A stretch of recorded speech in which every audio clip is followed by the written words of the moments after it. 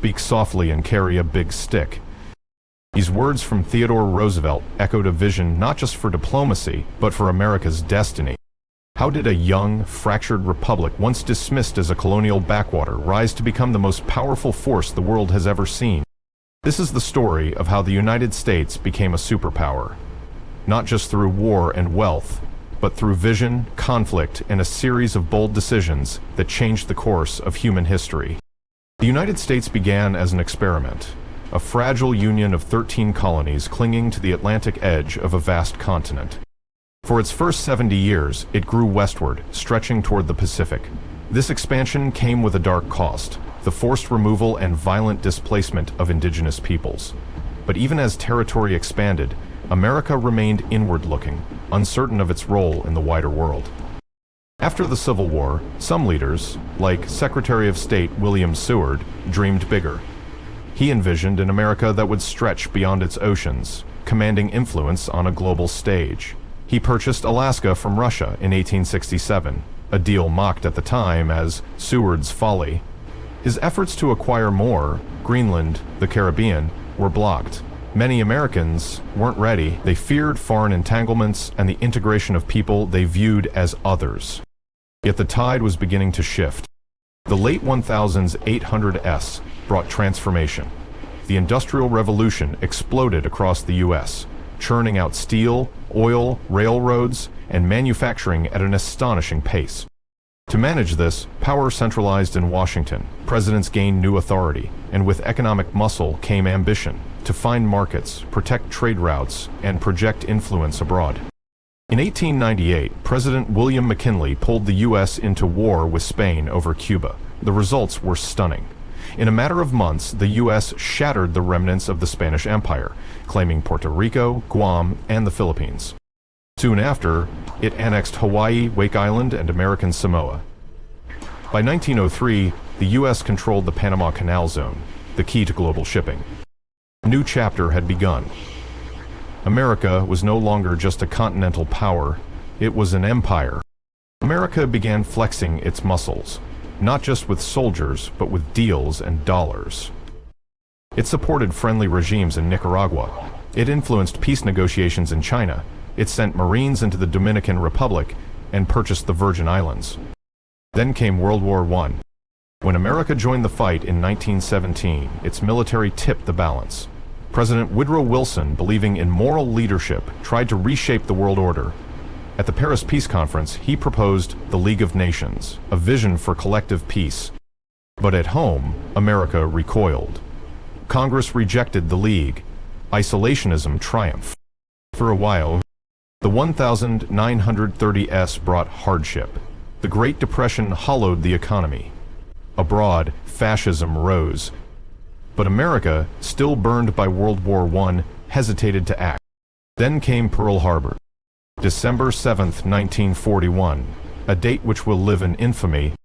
The surprise attack by Japan drew the U.S. into World War II, and what followed would change the world.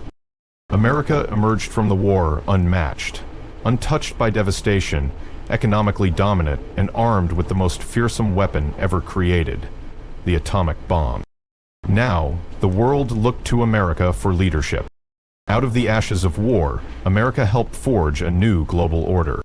It led the creation of the United Nations, a platform to resolve disputes, outlaw conquest, and promote cooperation.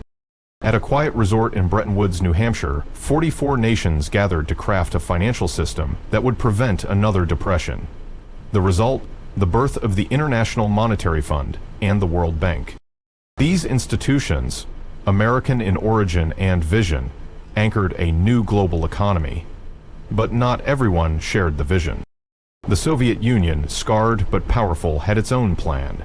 It installed communist governments across Eastern Europe and sought influence worldwide. America responded with a strategy called containment. In 1949, it created NATO, a military alliance aimed at deterring Soviet aggression. The U.S. did not disarm after the war. Instead, it built permanent alliances, overseas bases, and a global military presence. It backed regimes that aligned with its interests, democratic or not. It intervened covertly in Iran, Guatemala, Chile, Afghanistan, and more. Every corner of the earth became a chessboard in a high-stakes ideological struggle. In 1991, the Soviet Union collapsed. For the first time, America stood alone, the sole superpower. It could have pulled back, ended the Cold War alliances, closed bases. Instead, Presidents George H.W. Bush and Bill Clinton chose a different path. They argued that a stable world still needed America as peacemaker, protector, and economic engine. NATO expanded, free trade spread, the UN, IMF, and World Bank continued under U.S. leadership. This wasn't empire in the old sense. It was a network of influence, ideology, and responsibility, and it carried both promise and burden. But not all Americans agreed. In 2016, Donald Trump challenged the foundations of this post-war order. He questioned NATO, free trade, and the value of foreign alliances. At some point, he said, "We have to say, we're better off if Japan protects itself, if South Korea protects itself, if Saudi Arabia protects itself." It was a sharp pivot, a return to the isolationist instincts that once dominated U.S. politics. Would America abandon the very system it had built? Would the superpower retreat? That question still lingers. America's rise was not inevitable. It was a journey shaped by choices, to engage, to expand, to lead. It brought prosperity, yes, but also entanglements, contradictions, and conflict. Today, the world still looks to America, not just for power, but for principle, for leadership, for stability. But power is not permanent. It must be renewed, redefined, re-earned. So the question isn't just, how did America become a superpower? It's, what kind of superpower should it be? And in a world of rising powers and shifting alliances, will it remain one? As the future unfolds, America finds itself at a crossroads. Will it choose to lead with compassion or domination, collaboration or conflict?